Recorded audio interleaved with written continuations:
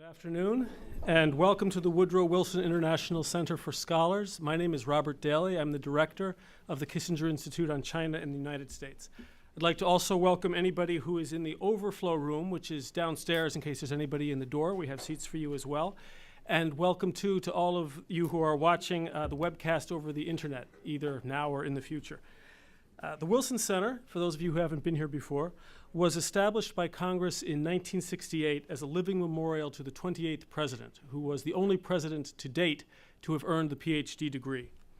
The Woodrow Wilson Center strives to bring the best international and American scholarship to bear on policy formulation and to encourage collaboration between academics, political leaders, and private sector experts throughout the world to solve common challenges.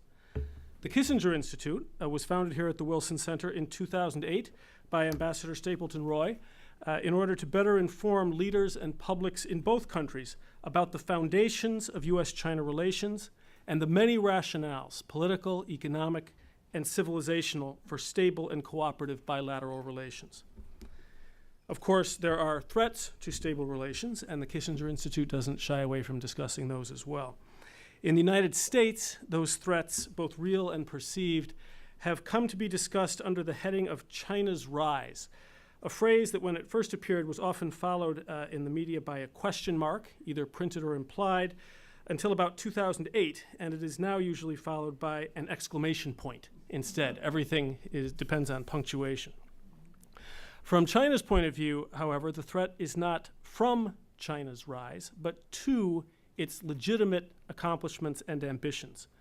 This threat is perceived in China as emanating from a number of countries, both East and West, but most importantly from the United States, whose rebalance to Asia is widely seen there as an attempt to thwart China's re-emergent greatness. And these are some of the themes that we'll be discussing today. We are honored to have Ambassador Frank Lavin with us this afternoon to straighten out all these issues once and for all. This is going to end the China rise, American decline discussion. And his topic is China's rise to global economic power and what it means for the United States. And after his opening remarks, he'll be glad to take questions from the audience. We want this to be a discussion.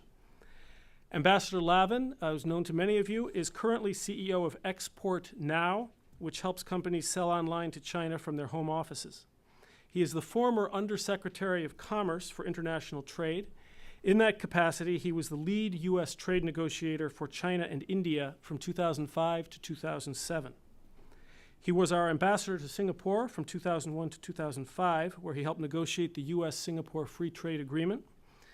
And earlier in his career, Ambassador Lavin served in the Reagan and George H.W. Bush administrations, working in the Departments of Commerce and State, the National Security Council, and the White House.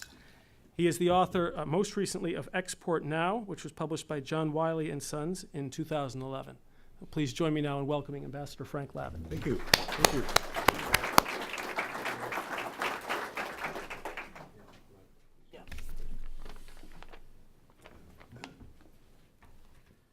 Thank you, Robert, for those very gracious comments, to that introduction, and thank you to the Wilson Center. Thank you, Ambassador Roy, State, for your support, Doug Spellman, my former colleague from Singapore days and elsewhere for his help, and Sandy, thank you for organizing this as well, and thank everybody here for coming in today.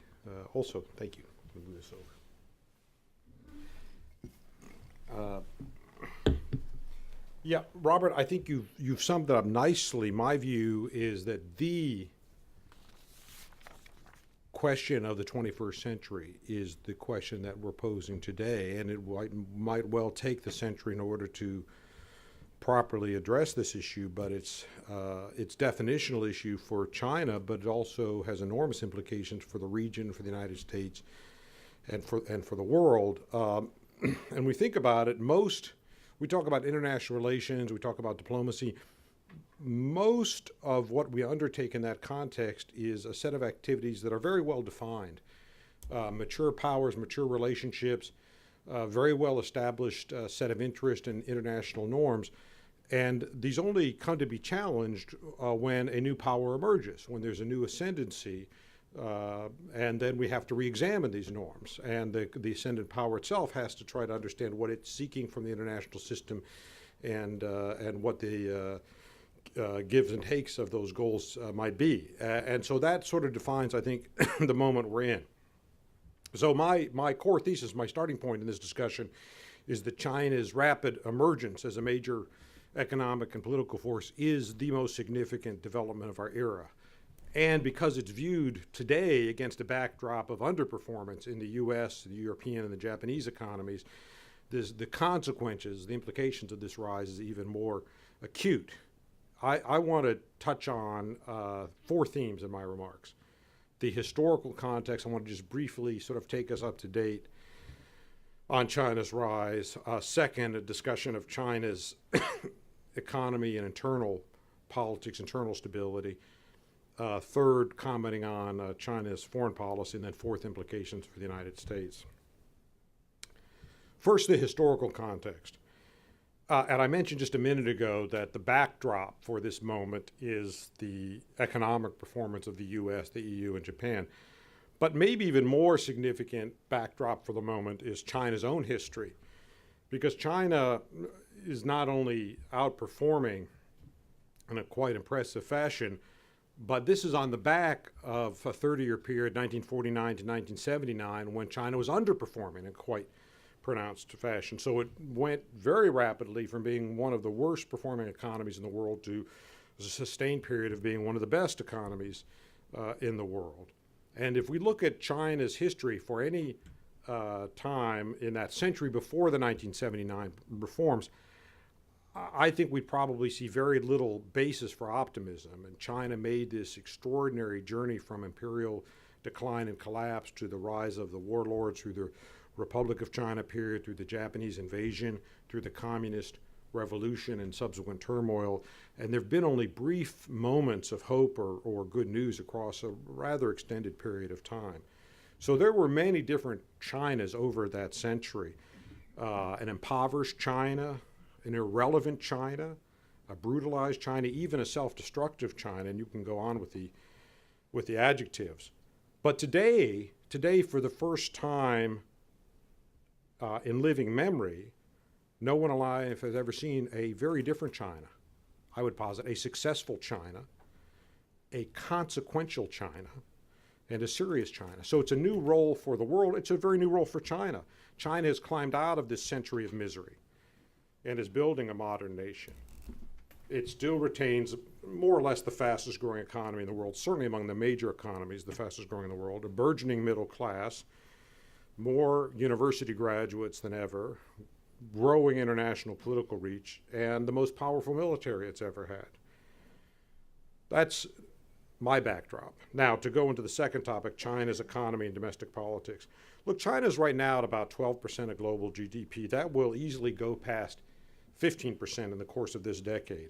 If we put that in context, that means China grows by an entire France about every 4 or 5 years. Or, to look at some different figures, China's reserves right now are equivalent to the capitalization of the entire London Stock Exchange. So it's rather a significant economy. And this success, though, is not to suggest that China is a country without challenges, because China has its share. I mean, it is still a developing nation in many respects, despite great wealth and great success. Remember, up to about 2/3 of its citizens still live in very modest rural circumstances, limited access to education, employment, or health care. China faces many other issues, from environmental challenges and demographics to corruption and a cluster of problems having to do with single-party rule. So these challenges give rise to core questions about the sustainability of the Chinese model. Can economic growth stay on top? And can social political stability maintained? Well, each of these questions can easily command a lecture in themselves, and there's a growing body of literature to tackle them. But let me just try in a few minutes to sum things up. I happen to be generally bullish on China, and I think at least part of this sustains from the point that, from Robert's point, that I live and work in China, so I see up front a lot of success, and I see the challenges as well. I think whether you're optimistic or less optimistic about China has much to do with your time horizon. I mean, on any given day, at any given moment, the facts of life in China can be frustrating or challenging, but over a longer span of time, there's actually a substantial amount of progress. Let me touch on economic growth and then social stability. On the economy, China faces a host of challenges.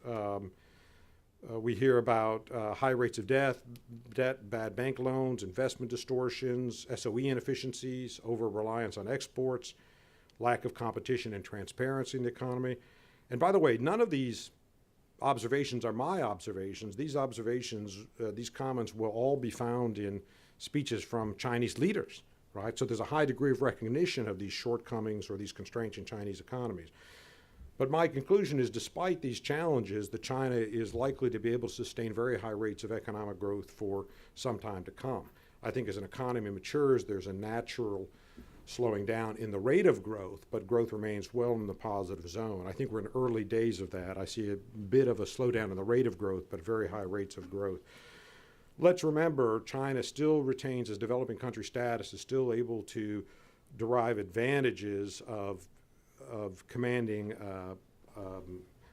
output improvement through marginal improvement in quality of labor. It still has that labor advantage, labor productivity advantage, even though we're told that there's no more migration from the rural areas to the city. But there's still, I think, a considerable scope for marginal improvement in labor productivity. That's one point I'd like to make. The second point is, and we'll talk about this later, there's no doubt in my mind that the new Chinese leadership is committed to keeping growth on track and committed to necessary reforms to do that. So I think we're going to see a reform agenda promulgated.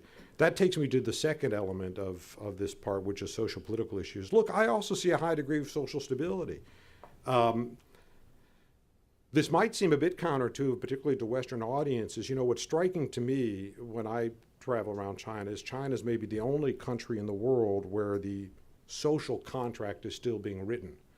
What is the obligation of the government to its citizenry, and what rights do the citizenry have vis-a-vis the government, right? In most countries around the world, certainly the major countries, this is a long established set of parameters, norms, traditions, and then legal and constitutional basis that establish this. It is still being written in China what precisely the role is for the government vis-a-vis the citizens and the citizens vis-a-vis. So you could say on that basis, that doesn't sound like a terribly stable system. But I'd say even with that broader question, I would say that's an important question, but it's a long-term question.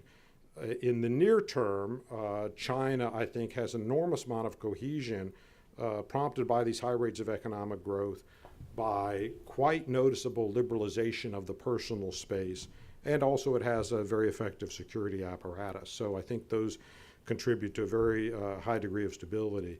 I want to digress just to something that sort of bubbled up in the last few weeks, because it was interesting to me that this issue of economic reform and social stability both sort of came together over the course of this summer with articles in the Western media about document number 9, the promulgation of a party directive that discusses limits or appeal of what we would say are Western norms of democracy and human rights. So this is a document that specifies a number of no's for party and for government leadership, that abjures constitutional democracy, it says, is a no, or universal values of human rights is a no, or Western media norms, and other, it goes down the list, but I think it summarizes a series of elements that most of us in this room would probably support as important elements of a successful society.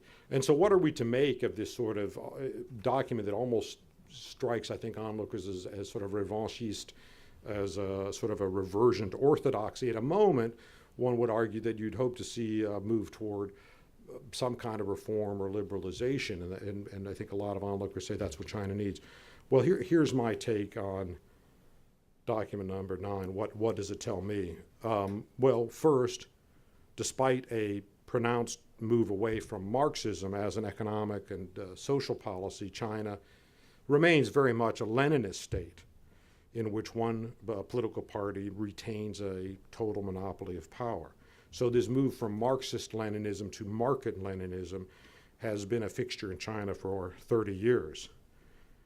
Second observation about document number 9 is that reform, the idea of reform in China, means something very different than reform means in the United States.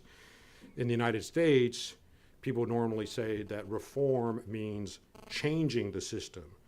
In China, reform typically means making the necessary changes to make the system, the Market-Leninist system, work better.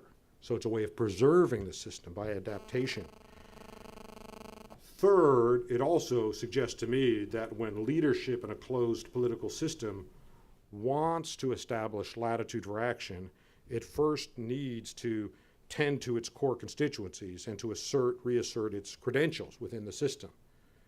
So that's what I thought was the most important element of this document. What I took from that is, what is Chinese leadership saying by putting forward these 7 no's, these seven things that will not happen? To my mind, I mean, this is just inference on my part, to my mind, this is setting the stage for some economic moves, but with a very important starting statement. And the starting statement is this: I'm not Gorbachev.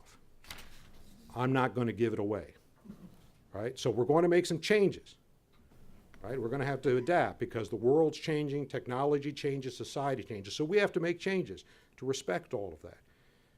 But it is not a change because we want to end this system, right? I was not put into office to end this system or to do away with Communist Party leadership. I was put here to protect it, and I'm going to protect it, right? So this is the precondition, it struck me, to changes that we're going to see. Now, this is just speculation on my part. We'll know, I think, toward the end of the year at the Central Party Congress what kind of changes are afoot. But that's what struck me, is those are the steps one takes as a precursor to moving on some reforms. Right. So he has cloaked himself in the mantle of nationalism or patriotism or party loyalty, and now prepared to move ahead on that basis. Final conclusion from document number 9 is that the Western discussion around this document just to my mind reflects this very frequent desire in foreign countries among observers to project their hopes on leadership transition, right? And that every time there's a leadership transition, we tend to, or some people tend to try to see in that what they want to see in it. And I think we just have to guard against that, because in fact there's an extraordinary amount of continuity in the Chinese system. And you get to the top of the Chinese system by reflecting sort of the ethos of that system, not by running as an outsider or a contrarian, but by capturing the middle, if you will. So I think there are changes underway in China. I think there are 2 types. I think we're going to see economic changes within the system, incremental reform in a Chinese sense, because I think there is this very keen awareness of the softening of the rate of growth. The other change, interestingly, is social media, what the internet is doing and how it's transforming civic life in China. I think that's a little underreported, but I think it's transforming the country. It's what people's aspirations are and how they live their everyday lives. So I would say almost unnoticed, China is making the transition from totalitarian to authoritarian. Over the long run, this can make expectation management more difficult, but in the short run, I think it contributes to a very high degree of social stability. Let me now touch on foreign policy and then some comments on the U.S. Look, China has an extensive history of statecraft, a 5,000-year history of statecraft. But for most of that period, statecraft usually simply relates to internal issues of governance, the challenges of administering a sprawling continent. Right? So for most of China's history, foreign policy meant usually border state management. Right? There were times when that evolved into more elaborate tributary state system, and there were times when China was at moments of weakness and had to deal with stronger state powers. But until very recent times, China, I don't think, could be said to be a participant in an international political system. So this is a new era for China. It's a new era for the world, where China must participate in the international system, and the members of which neither seek to dominate China nor to be dominated by it. So it's a new era for China, a new era for the West in that regard. In fact, I would think from a Western point of view, it's the first time since the Mongols that a power outside the Western state system had the capabilities to shape outcomes in that system. So as China has grown in its international role, the world has seen increased assertiveness and I think even occasional truculence. I mean, it's interesting to me that China is now involved in more territorial disputes than any other country in the world. I believe this to be true, more disputed boundaries. And it's very unusual for a major power to be in that position. This tendency, combined with a sustained military buildup and a lack of transparency and controls in the military, I think does give rise to questions about China's long-term goals in Asia and its ability to work in the international system. Well, I'll share some observations in that regard. First, I think there's a lot of good news in this. The primary bit of good news is that China does not subscribe to a global predatory ideology. It is not a new Cold War era. China doesn't view itself as leading a global mission. In fact, I would say Chinese statecraft tends to be relatively conservative in the cautious sense of that word and highly oriented toward national self-interest, right? So it acts in many respects as a classic state power. In the same breath, we have to say there are moments where China appears to follow policies in the region that seem to work against its own state interest, back to the territorial disputes and the incursions, so forth. This suggests, to my mind, that the foreign policy apparatus still lacks a mechanism for advanced cost-benefit analysis, and that concept of enlightened self-interest is limited. I think many observers would say a great power defines its greatness or maximizes its reach at times of restraint of power. And that requires a degree of control and sustained sort of political management to restrain at certain sensitive moments. We don't always see that in China. So my view, that concept of enlightened self-interest is limited, and a lot of the foreign policy might be defined by historical views of threat or retrospective perspective on adjudicating historical conflicts.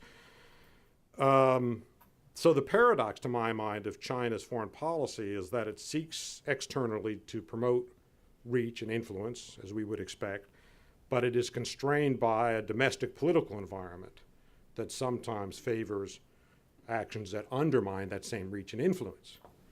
So we have in Chinese politics today, I think, a lot of nationalism, a lot of assertiveness, and I think it's difficult for people to manage through that to policies that are actually in China's best interest. By the way, this set of issues, to my mind, has plagued other countries, or maybe every country at certain points in time. It just seems to, at this moment, be more pronounced in China than elsewhere. Look, I think there are other factors at work here, but you can tell I'm generally optimistic on my previous topics. I'm generally a little less optimistic on the foreign policy topics. I think there are also strong silos in Chinese government decision-making, lack of civilian control over the military, and other kinds of issues that militate against better outcomes for the Chinese. How the U.S. can help. What does this suggest about the U.S. role? Well, let me just touch on a few points, then we can go to questions. Yeah. Look, in my view, the U.S. has an important contribution to make to this situation, not just because both nations are Pacific powers and the two nations are the leading economies in the world, but China is going to be better off with America involved in a productive fashion, and America will be better off when China is involved in a productive fashion. So each have an interest in helping form some kind of collaborative relationship, but I'm not talking about G2, but I'm just talking about policy awareness, where both major powers understand the other power's interests and obligations and so forth, and can work together in a more productive fashion. So what does this mean for the U.S.? First, to my mind, the first requirement for the U.S. is economic success at home. It's harder for China to take the U.S. seriously if the U.S. is not perceived as managing its own affairs intelligently. And so this means growth-oriented economic policies, dealing with structural issues, getting back on the front foot. In that same vein, I think moving ahead with EU-U.S. free trade agreement on an open architecture basis will be helpful to China, because I think it'll spur growth in the U.S. and the EU, and I think it'll also spur global regulatory norms. Second point, on issues where There is a convergence, which tend to be in the economic space and the financial space. The U.S. and China need to do a better job with engagement. China and the U.S. have both benefited from China's WTO membership, for example, the increased trade that resulted from that. China would benefit from continuing to open its economy to trade and investment. These new goods contribute to lower inflation, better quality of life, and I would say, particularly where health and safety issues are involved, also social stability. Third, the U.S. needs to engage with other countries in the region to promote trade liberalization and other stronger security ties. So it is not a G2 relationship, but it's both China and the U.S. participating in the Asia-Pacific region. So the United States needs to be able to assure China and the other countries of the region that it welcomes a more prosperous China, just as it supports stability of the region that allowed for that prosperity. So my conclusion of all this is, if the next 30 years provide for the same economic growth in China as the past 30 and the same regional stability as the past 30, the leaders of China and the U.S. will be able to look back on successful policies that have made their country and the world better off. So that's my summary. I'd be very happy to take questions. Thank you. Thank you very much. So, if you would like to ask a question, if you could please raise your hand. We have some people passing microphones, and if I could ask you please to identify yourself first so that we know who's participating in the discussion. And I think there are two mics, Sandy, one on each side. And if I could, perhaps, Ambassador Levin, maybe ask the first question, because in your title you ask what China's rise means for the United States. And your prescriptions, economic success at home, focusing on cooperation in the economic space, working with other allies in Asia, none of these would seem to necessarily require the United States to reconceive of its own power or place in the world. Yeah. Is such a reconception necessary? Is there anything that you see that needs to change conceptually on the United States side? But Robert, I think you put your finger on it. I mean, it's if you look at the world as a zero-sum activity or an end-sum activity, I'm clearly in the camp people see it as an end-sum activity. I think if we have statecraft and we have leadership, China is going to be better off, but the United States can also be better off, right? And the two elements of that, I think, are that we maintain stability in the region, and that stability has been enormously advantageous to China, and that we come up with the kind of economic engagement that allows China's prosperity to move ahead, right? So I'm looking at a win-win approach. So it's not a radical reconfiguration of foreign policy or of the international system, but it is recognition that there is a new major economic power, and it has political and military reach as well. So I think it's, I wouldn't use the word pivot, but I'd use the word rebalancing to say, look, the relationship with Europe we cherish, enormously helpful to the United States, but they're very mature, and it's not going to be transatlantic relations that sort of shape the decades ahead. It is going to be the trans-Pacific relations that shape the decades ahead. So we need to have greater engagement in Asia. Thank you. If we'd open it up, please. Sir.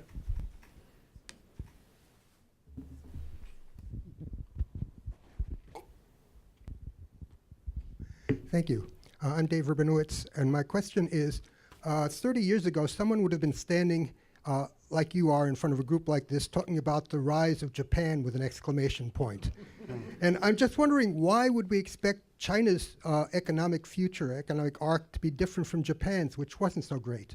Yeah, well, it might not be different, but I think I'd say if you took Japan's per capita GDP and put it on China's population base, and you said that's what's going to happen, but by the way, then they'll hit a plateau in 30 years, and they'll be in 20 years of economic stagnation after they hit the level. That might be what happens, but I would say that's still extraordinarily consequential, right? It's still something that China has to deal with and we have to deal with. So you're right. I mean, I think we'd say economic growth doesn't go on forever, but I think it's going to go on for quite a bit more, and it's on just this massive population base that will make it more consequential than Japan. That's what I think. I think the other point I'd make is, as Japan rose to affluence, it certainly challenged a lot of U.S. norms, but really only in the economic space and commercial space, because Japan was already firmly in U.S. security architecture. And so Japan's international relations didn't change because of its economic ascendancy. But China's not in that category, so China's defining its own role, right? And so there's just more of a question mark there than there would be with Japan. Back in the corner, please. Both. Doug Spellman, formerly here at the Kissinger Institute. Frank, thank you very much. I thought that was an excellent survey of the territory. One thing that worries me is that there's a great deal of emphasis these days on the mutual mistrust between China and the U.S. Usually focuses on security matters and pivots around the pivot. Are you worried? Your presentation was a little on the positive side. Yeah. So Yeah. I just wonder, do you think this, it seems Yeah. to me this has the potential to undermine a good Yeah. deal of the positive things that Yeah. are going on? And if so, what can we do about it in Yeah. a fundamental sense? Well, you're right. Thank you for that comment, Doug, and I think I agree with where you're going. Now, look, I am fundamentally positive. I see, as you gather from my remarks, I see if there's an area of caution or concern, it's in foreign policy. But I see all of the makings of a successful long-term relationship. So that's where I'm positive, as opposed to people who start and say the rise of China is intrinsically harmful. I say that I reject that. I say actually there's a lot of good news, there's a lot of benefits in it, but it has to be managed. And I think you're right to add sort of an additional thought to that development, which is to say, you know what, our tools and our capabilities of managing that are probably not where they need to be. The lack of connectivity with China. I think there's an extraordinary amount of insularity in Chinese leadership that we see no other major power. I mean, if you look at just a few parameters, look at the number of say pick a parameter that measures this. Look at flag officers in the U.S. military who have lived or worked or studied abroad for at least 1 year, right? And what percentage of generals and admirals would reach that? And then ask yourself, what are the number of PLA flag officers who meet that? I'll tell you, in the PLA, the answer is very close to zero. And in the U.S., it's well over 50%, meaning you can't get to the top of the U.S. system unless you have some international capability, unless you have, it might be a language, it might be that you had a tour of duty in a foreign country, it might be, but it's got to be some ability to connect with outside people. And so Colin Powell spent a good part of his career in Asia. The other people we see at top have that kind of connectivity. And Chinese leadership doesn't have that set of parameters. And you say, you know what, that's not, we can understand that. So it's not a point of criticism because you grew up in a system that was largely a closed system. And only in the last 10 years has China become this consequential nature where you say, you know, the whole world is now watching your military. And it really behooves you as a major power to find a way to talk and connect with other militaries in a way that you've never had to do in your history. Right, so you need a strata of military leadership that is proficient in this, right? So there's gaps, I think, and there's certainly gaps on the U.S. side as well. But that's just one area that came to mind. David Sedney, two questions. The first is the extrapolation of the past success into the future, and I agree with you. I think into the near future. But the demographic change that China is facing over the next 10 years as a result of the One China policy. China's well into the third generation of the One China policy. And that demographic shift is going to be one that really no other society has ever experienced. Japan underwent a demographic shift, but it was spread out over a longer period of time. China's is going to be much more abrupt. The increase in people over 60s, the percentage is going to be much higher. So I have to say, I see 5 more years of that economic growth, but 10 years or 20 years, I have a hard time because of that. And then the second question, following up on what you were just saying, you mentioned the Chinese military and the percentage being close to zero, and that's quite true. But that's not the case with the Chinese economic leadership. If you talk, you know the Chinese economic leadership, they have spent time abroad and are much more connected, as you described. And that split between the military and the rest of the Chinese leadership is one that gives me at least some concern. Yeah, I think that's a fair point. And indeed, you see, look, we see tendencies in all societies between segments that are more internationalist oriented and people that are more nationalist oriented. And a lot of it has to do with that life history. If you've had the exposure and interaction internationally, you tend to view it more positively. And indeed, I would look at China and say, I think China can compete and win across a range of economic activities, doing extremely well. So if you came from that space, you'd say we're quite comfortable with WTO membership and trade agreements and so forth, because we do very well, right? If that's your pedigree. But if you came from purely a military background and didn't have that international exposure, you might be more likely to lean towards sort of a nationalist point of view, to say this international connectivity isn't necessarily helpful to us.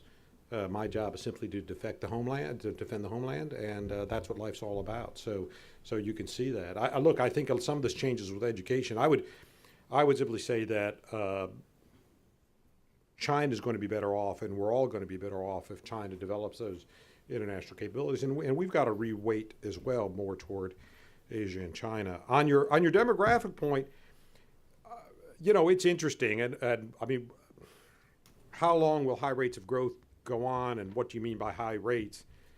I guess from a Chinese perspective, anything below 7 or 6% is viewed as not high rate. I think from a U.S. perspective, I don't know, maybe anything above 3% is viewed as high rate. And look, as your per capita GDP goes up, you're not going to be able to hit 10% or 7%. So I don't view that as a shortfall as they hit middle income status.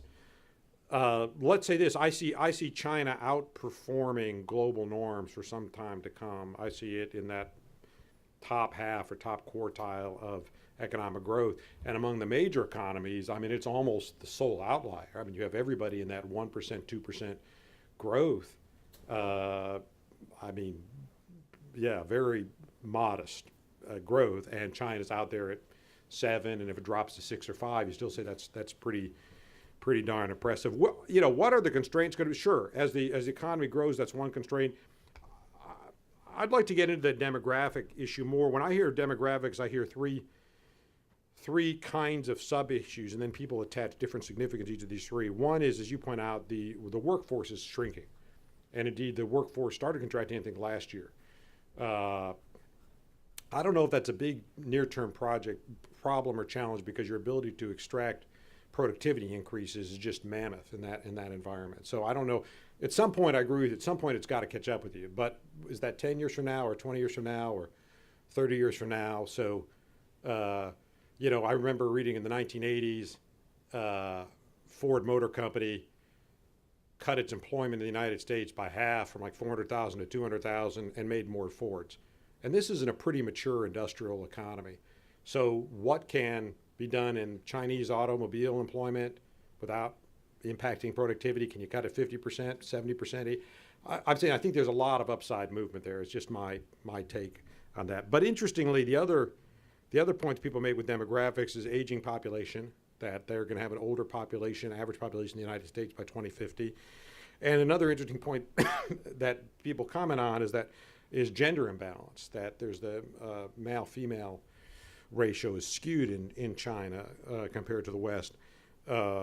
It's hard for me to infer conclusions from those points, though. It's hard for me to attach policy conclusion to those points, to say, well, therefore, what does this mean about China's international role? And I have trouble connecting the dots on that. I mean, look, every country is going to occupy a different demographic makeup, but I've never seen a theory of political science that uses that as an explanatory variable. I think you're right. Probably the closest you get to that is simply with economic performance. But I don't see it in our generation being a constraint. That's my take. So, Several questions down here, midway on the right. Hi, I'm David Morrison. I just recently graduated from the Georgetown School of Foreign Service. And congratulations, David. Thank you. I saw that you're a fellow Hoya. Round of applause for David for graduation. Thank you. And I was just wondering, what are your thoughts on the internal economic rebalancing toward domestic consumption? Is there anything the U.S. can do or should do to promote this and consequently increase our own exports to China? Well, look, we certainly welcome it because it's helpful to us. I think it's got to move along at the pace determined by Chinese leadership.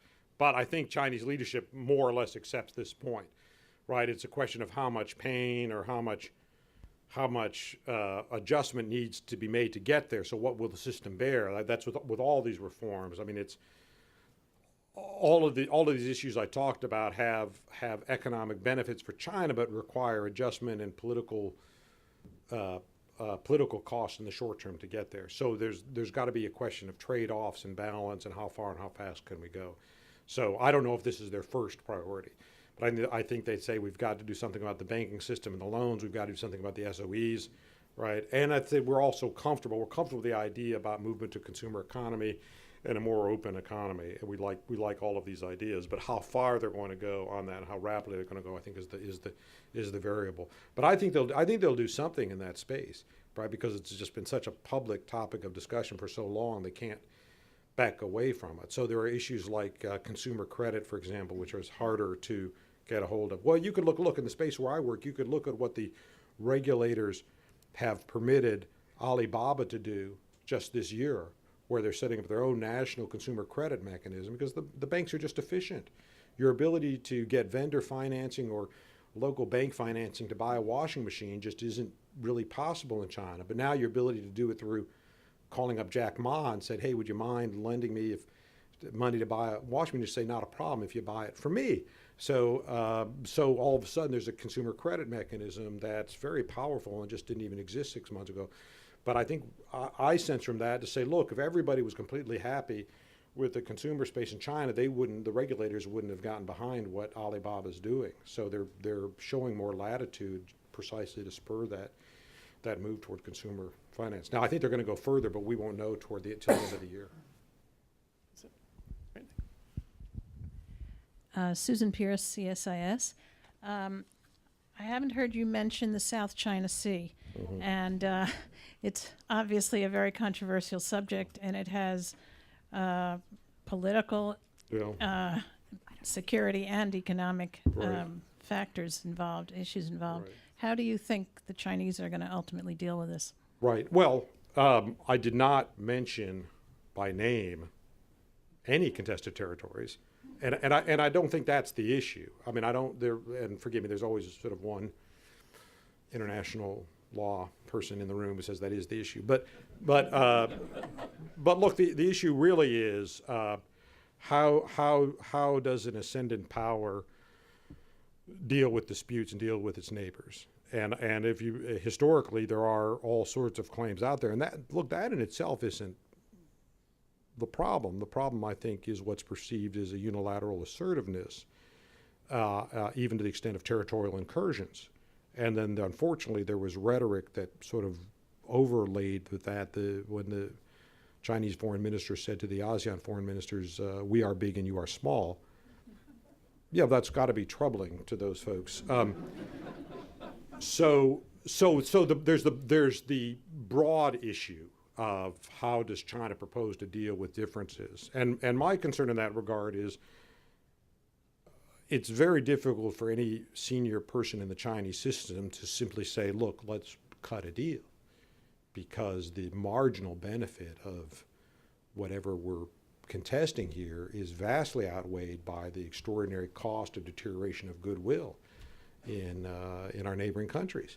And so we've got to be smart about this and think about what China's long-term interests lie. So is foreign policy all about assertiveness and maximizing your claims, or is foreign policy more about this long-term question about how are we going to come up with an Asian system where our interests are respected, right? So that's, I think, the challenge for China, and I don't think the system is very forgiving in that regard.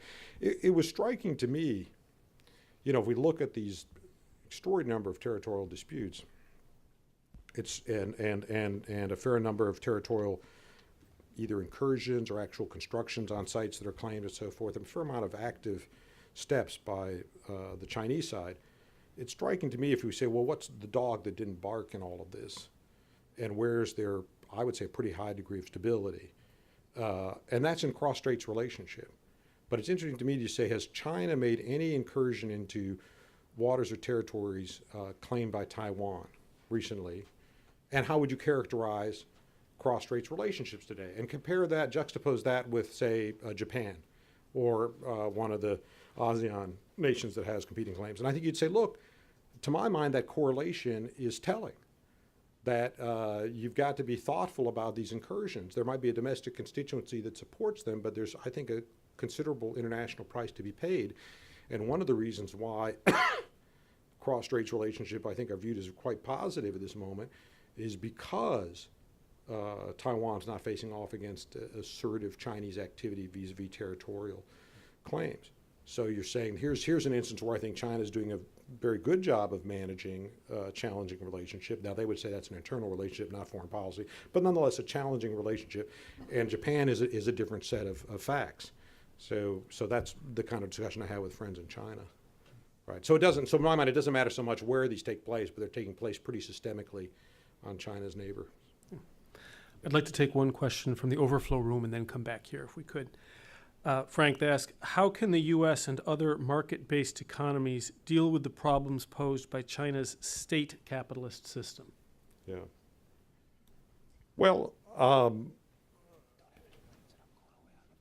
China has the ability to intervene in its economy in a way that the United States or other market economies can't. And in some respects, in the short run, that can give them an advantage. But I don't think it does give them a systemic advantage. And indeed, I think in the long run, there's some real challenges in China. The fact that they've got this massive segment of their economy, which is the state-owned enterprises. And these companies need ongoing subsidies, and it's very hard to unwind this.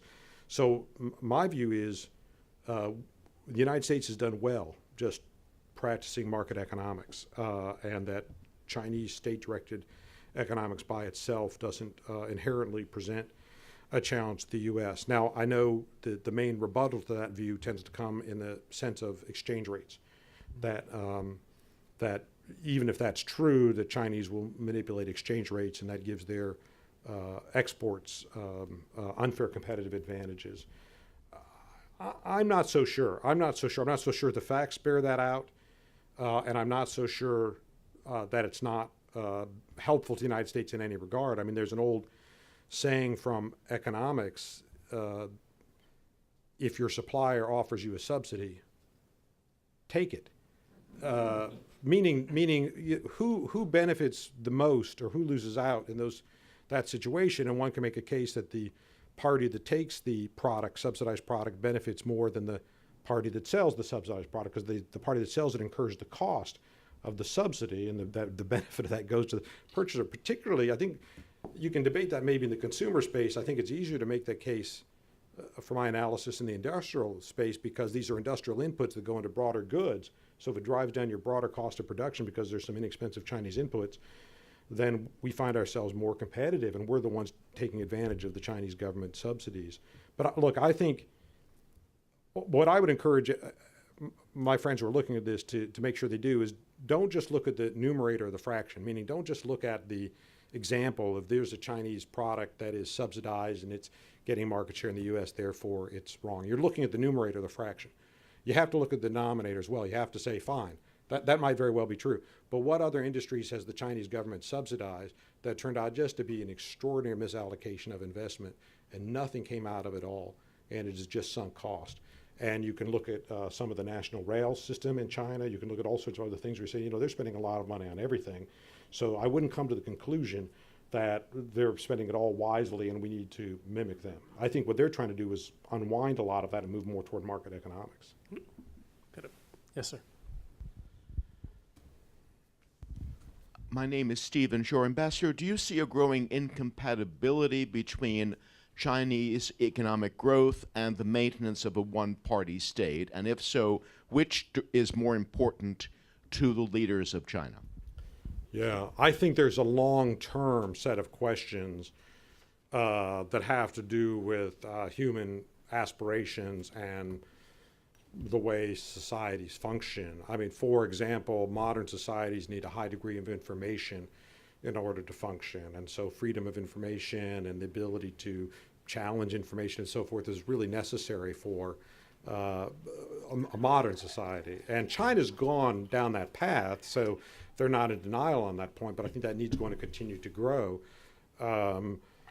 I think also what happens is as individuals reach a level of education and economic status, that their aspirations change dramatically and what they want from society and government changes a lot. And I think all of that is going to be a challenge for China, but not in, I think, the Xi Jinping era, not in sort of 10-year window. I think that the current system has enough stability in it. But over time, I could see it. Well, if you ask the current crowd what they think, I think you're going to get 100% response to say party control of power is our obligation, and we are willing to sacrifice economic growth or make other kind of sacrifices, go through disruption in order to maintain that. So if you ask that. If you ask people with the lights off, would you get a different answer? I don't know. I mean, I'd say, you know, rising to the top of the system in China is a little bit like, you know, trying to be a Supreme Court nominee in the United States. I mean, you're better off if you just sort of, you know, if you just don't say anything. And even when people ask you, you just continue not to say anything. So, so the point is, if there is any indication or inclination to change from that orthodoxy, it ill behooves you to signal it. I mean, you don't rise to the top as running as the reform candidate. You rise to the top doing exactly what's promulgated in Directive Number 9. You know what? The one thing that annoys me are these reformers. But don't worry about it. I'm going to go after them, right? Am I your man or not? Right? I mean, that's, as we say in China, there's one question on the job interview. Are you one of us? And you spend 50 years in that job interview saying, I'm one of you. They've made it to the top. So, Got up at the back, please.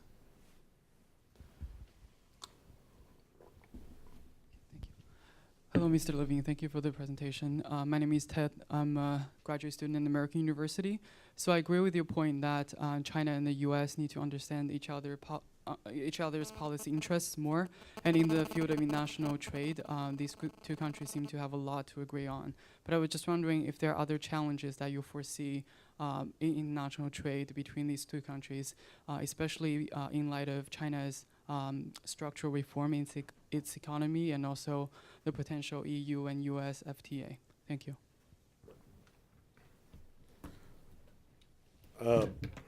Yeah, I've spent a good part of my professional life with China-U.S. Trade issues. If you ask me, the most challenging moments are behind us. I mean, the initial work and Chinese WTO negotiations was enormous hurdle in the early days of trade, going back 20 years, were quite complicated, and there was very limited economic literacy in the discussion. Right now, there's as Doug or somebody pointed out, there's actually or David, there's actually a very high degree of economic literacy. I mean, all of these fellows, not only are they studying it, but they're leading the world in many respects. So sure, there's issues, but I would say, if we look at a lot of international trade negotiations now in China, it's not radically different than trade negotiations with other countries. The one difference is just the sheer size of the Chinese economy. So the consequential nature of that is certainly different. And I think another difference is because of that size, then strategy comes into play more. It's not simply a matter of liberalization and economic efficiencies, but it's a question of where is China trying to go. So, for example, I think China very wisely initiated free trade negotiations with ASEAN countries. And it had, in the early part of last decade, in fact, it was so effective in its diplomacy, it was called a charm offensive, that China was very active in the region with trade initiatives, with diplomatic initiatives, scholarships, grants, loans, and it was considered to be very, very effective in the region. And a lot of that's faded because of the territorial disputes, but it showed you that China, I think at astute moments, can use trade very effectively to garner international reach. Look, I would expect that China continues to liberalize and China looks for other parties with whom to undertake free trade agreements, sort of on a step-by-step basis. I would not be surprised if Australia is the next country, but Australia is going into elections the next few weeks, so it might be something a year or so from now, but I think people are looking at the New Zealand experience in China and are generally positive about it, and Australia has enormous economic ties with China, and I would not be surprised if that's the next step for China. Yes, right in the middle.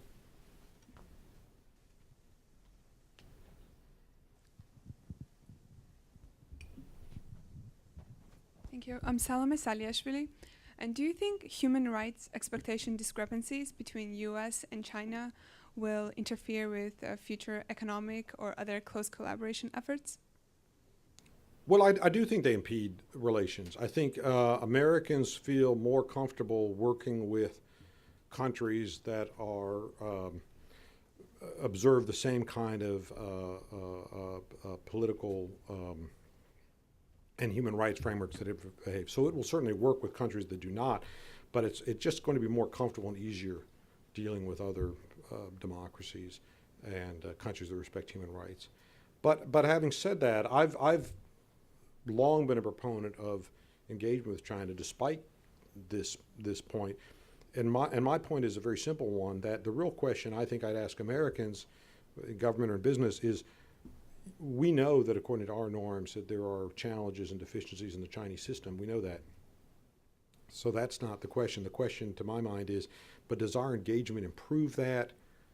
And does our absence cause that to deteriorate? And I think overwhelmingly you'd see Americans say, look, if you're concerned about the outcome, you better get involved. You better find a mechanism to engage. So it's whether it's, and I spend a lot of time on American business practices, employment practices, so at least in workplace situations, you're hoping that American businesses bring in those global best practices and how people are treated, how they're promoted, and so forth, and it helps society move ahead. I think we've seen a lot of that in China. I think there's been extraordinary changes in everyday life in China in the last few decades, not primarily because of the U.S. involvement, but I think the internationalization of China's economy accelerates that trend. Yes, front.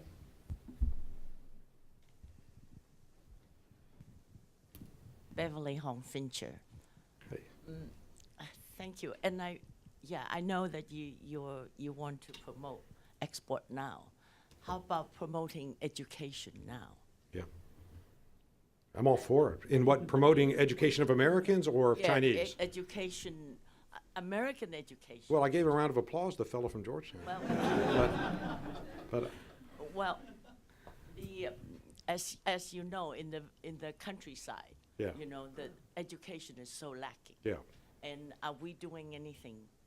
Are you doing anything? But I know we in the grassroots Yeah. are doing something. Right. But are you in the official or, you know, Well, entrepreneurial? but let me make a few points about this, and maybe we just have a disagreement on this. Look, I think to the extent that China's population is educated, we're all better off. China's going to perform better, but we're going to have a better basis for engagement. So I support China's development. So the starting point's probably the same.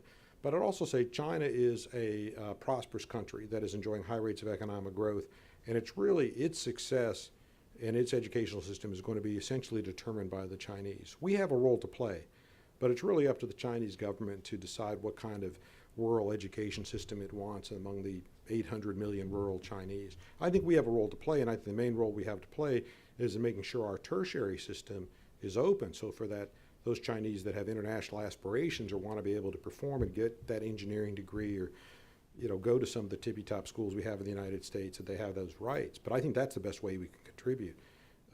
But China has all of the cash reserves necessary to have a first-class modern rural education system. So it's in this countryside, sure. And I salute them for doing it. By the way, I think they're doing it. I think they're building it out, but it's incremental. I mean, it takes time to build this out. But if you look at what opportunities were available in the rural area today as opposed to 20 years ago, it's extraordinary changes.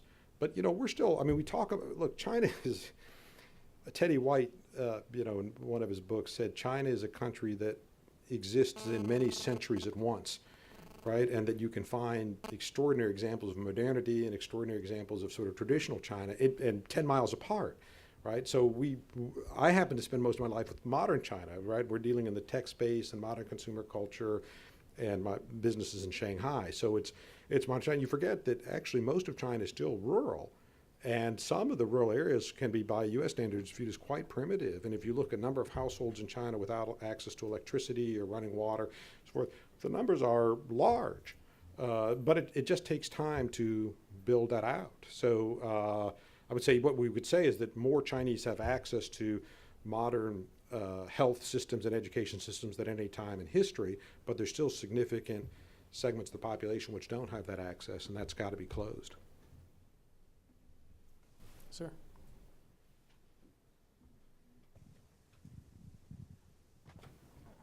Thank you. Winston Chow, U.S. Department of Energy.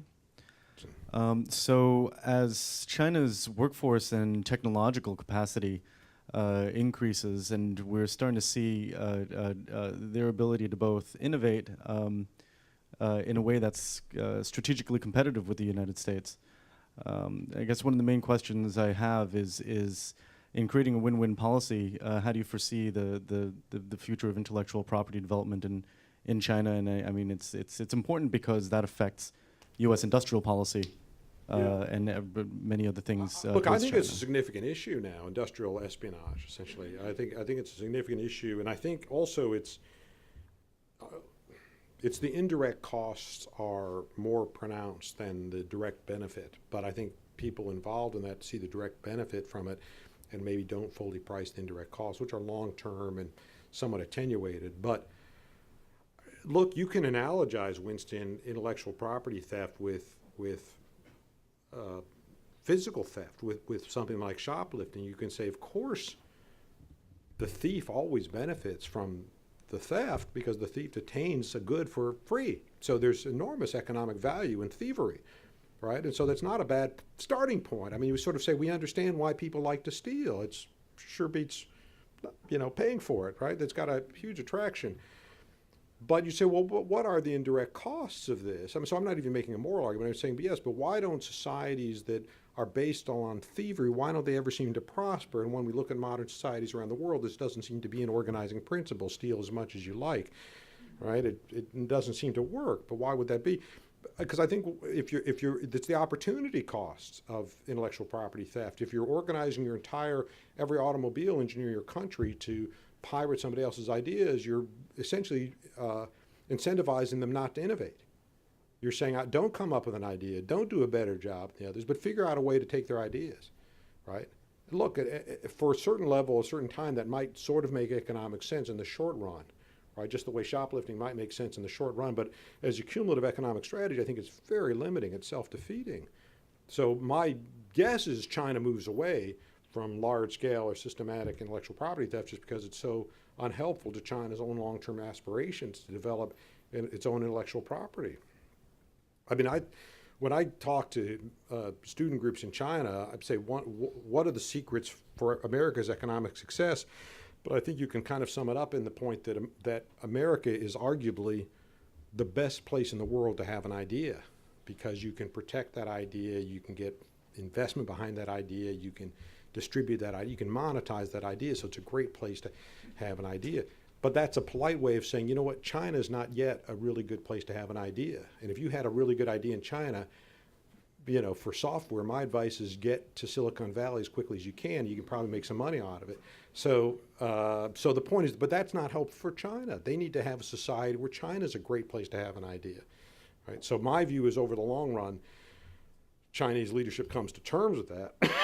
But in the short run, I think it's quite a problem. There's a huge cost to be paid for that.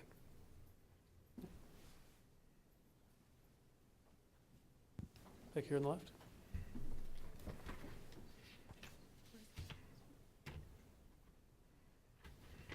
Thank you. My name is Zhang Peng. I come from Embassy of China.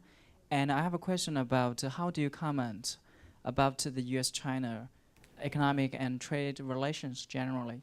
Because during the President Xi or the Vice Premier Wang Yang's visit to Washington, D.C., from the Chinese perspective, they always consider the U.S.-China economic and trade relationship plays a role like a stabilizer and propeller in the overall U.S.-China relations. And I want to know, Ambassador, what's your observation in this regard? Because another demand or request from the Chinese side is that the China government or the China as a whole hope the U.S. side will not politicize some business projects or the economic and trade relations. But obviously it's very difficult because you have your Congress. Every Congress senator can express their views. So generally speaking, How do you comment on this regard? Yeah, I think in general, economic relations are generally positive. There are restrictions, there's intellectual property issues. China maintains a range of trade barriers where U.S. can't sell or can't compete. But in my view, that works to the detriment of the Chinese economy.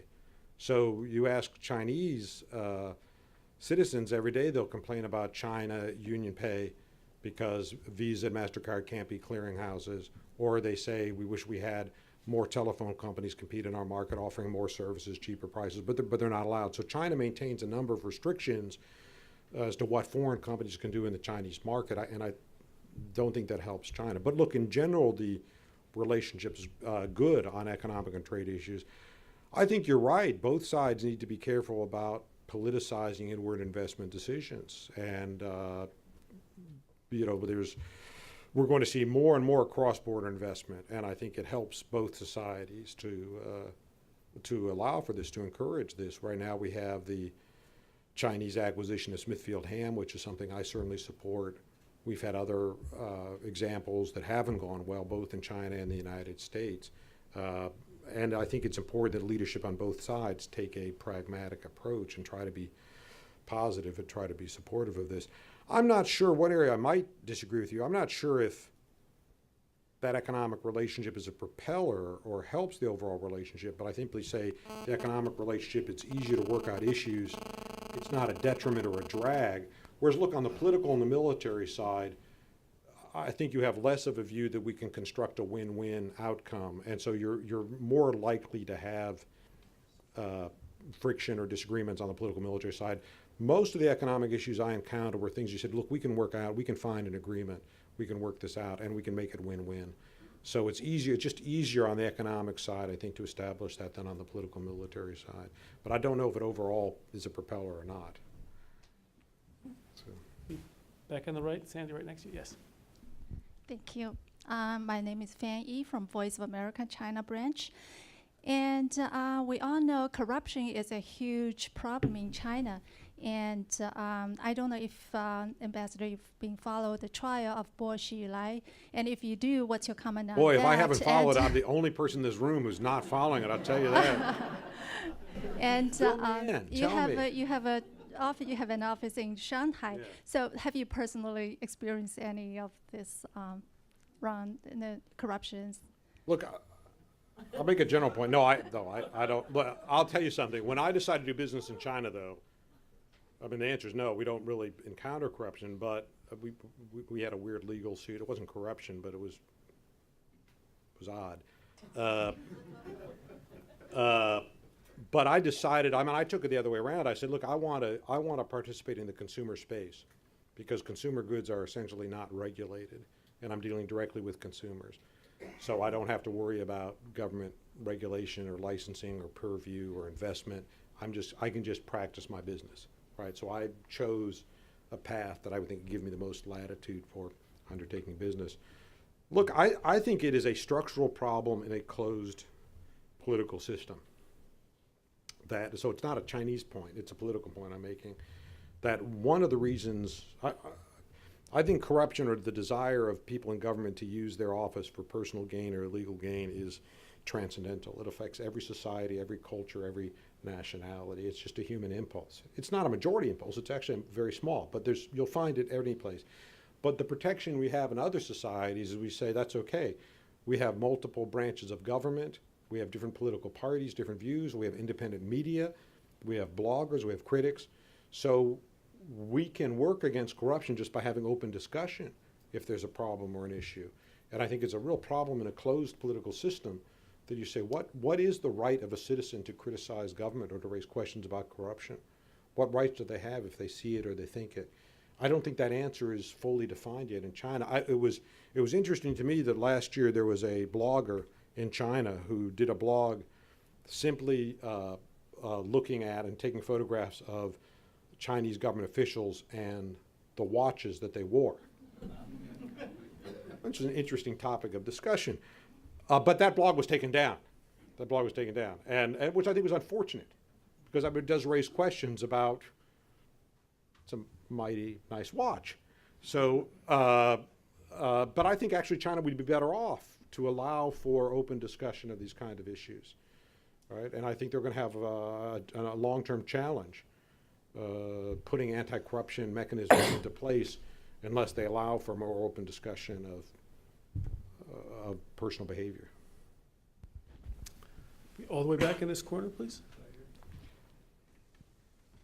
Thank you. Frank, thank you for a wonderful presentation. I'm Pat Malloy. I was on the China Commission Oh, hi, for a Pat. number of years. Yeah.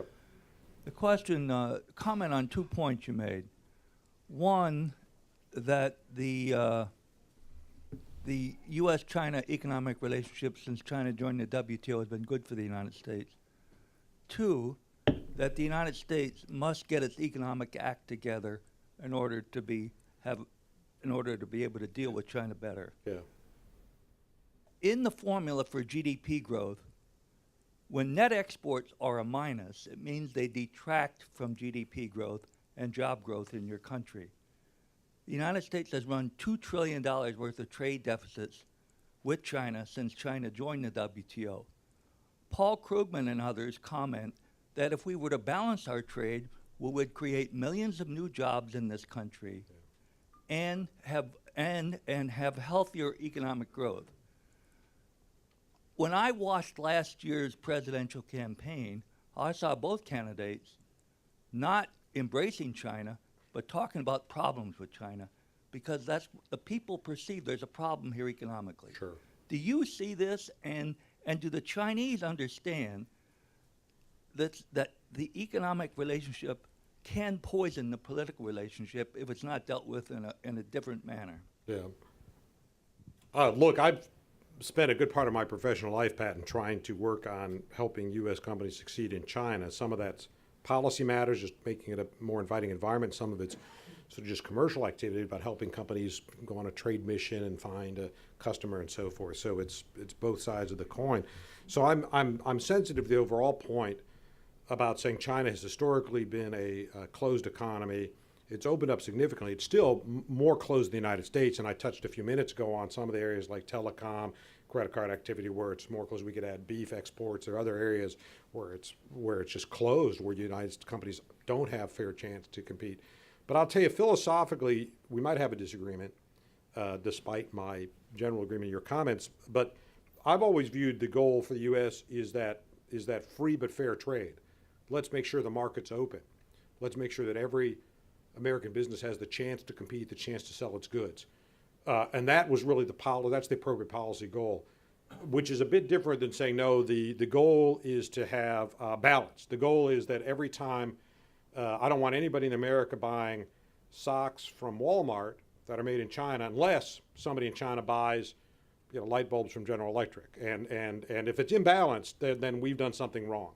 I don't accept that. I agree China's got a special place and the economy's pretty big, but when we look at things like U.S.-Canada trade, U.S.-British trade, U.S.-Australia trade, we don't fixate on the deficit.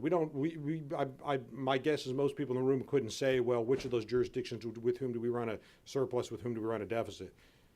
With Canada, it doesn't ever come up in discussions because we'd say, look, it doesn't matter if we're buying more from them or selling more to them. What matters is everything being done fairly? Does every American business have the opportunity to sell into that market? And if so, then it's up to those businesses to make their goods in the right price and so forth to reach the Canadian consumer. I would say the same thing about China, that what I really like to see is that every American business has the chance to fairly compete in that market. And if they can't make the right kind of goods, or they can't set the right kind of price, or they're not serious about the market, that's what happens in an open market economy. So it's not purely the balance, but it's the openness that I focus on. There was another question right in the same corner. Thanks. Thank you. Rob Colorina, AIAC Investment. My question is with respect to financial institutions and recognition. It seems that a number of the major Chinese banks have been a little slower to recognize things like non-performing loans and like there, but just this past week, I think one of the big banks is taking some movement there. Do you have any opinion or thoughts if that's going to be accelerated? Because it benefits things like international investment there, transparency, more consortium, those type of things. Yeah, I think they will liberalize on international banking incrementally.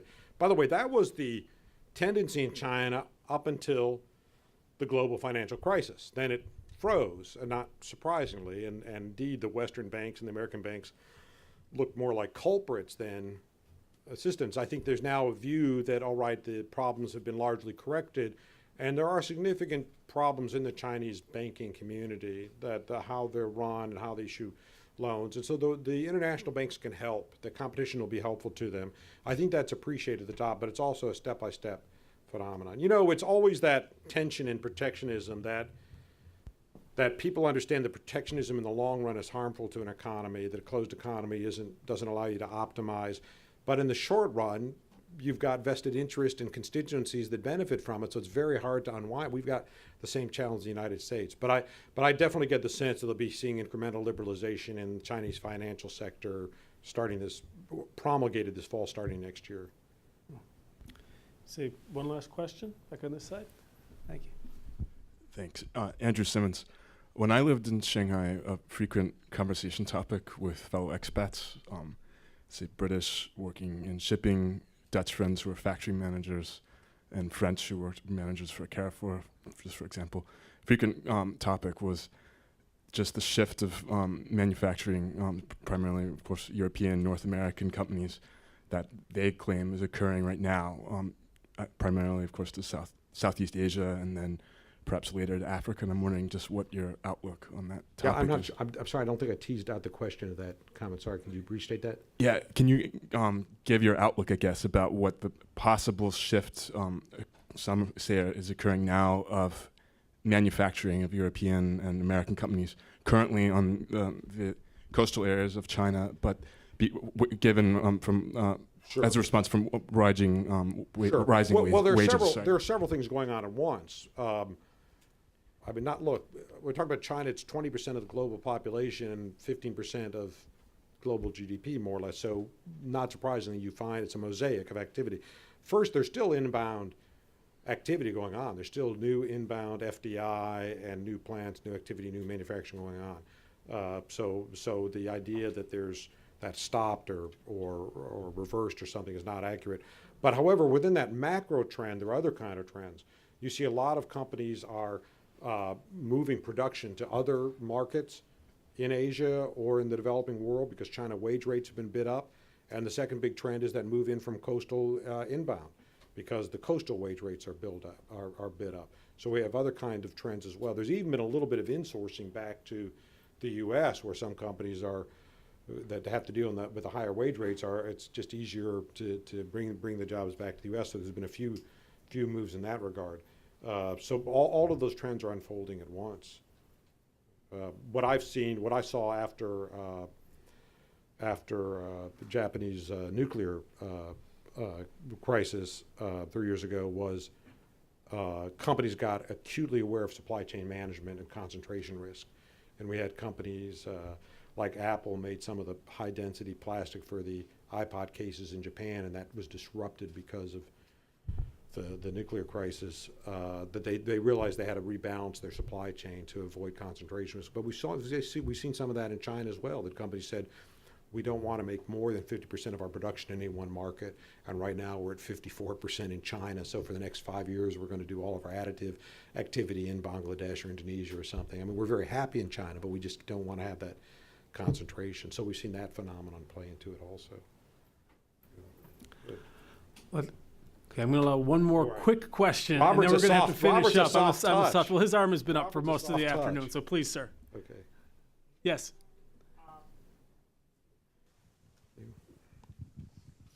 Thank you, Ambassador, for giving me the last opportunity to ask those questions.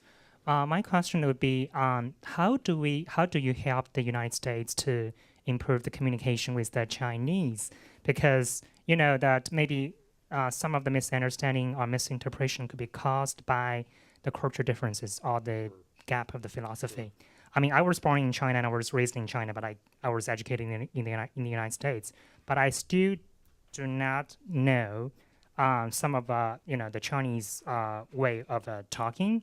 Sure. And I mean, for a U.S. business to do business in China, how do you help them to improve our communications? Sure. So that's a fundamental of being a successful engagement and also a successful business to business relationship? Thank you. Sure. It is sort of an acquired skill. I think that if you want to do business in a different society, you have to understand those cultural norms and everyday communication, that every society has different approach to issues, and you better understand. And there's a specific Chinese way of dealing with a lot of issues that if, my team in Shanghai is 30 people, and 2 of them are Westerners and 28 are from China. So it's a Chinese office, right? And you need to understand how they work. And by the way, very smart, very hardworking, very aspirational, very hungry. Hungry for success, not hungry for pizza, right?